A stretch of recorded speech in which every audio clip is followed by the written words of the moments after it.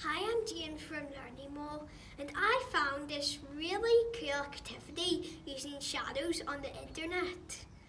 If it's a nice sunny day like today, you can go into your house and find some figures, or you could go into your garden and get some natural life, like leaves. And you go outside, you get all your figures, put them on a page, and then you draw around your shadow.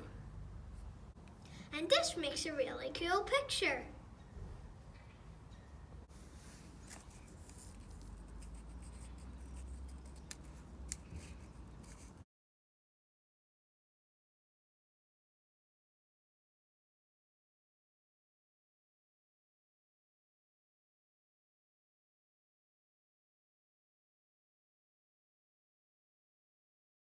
So this is what mine turned out to look like.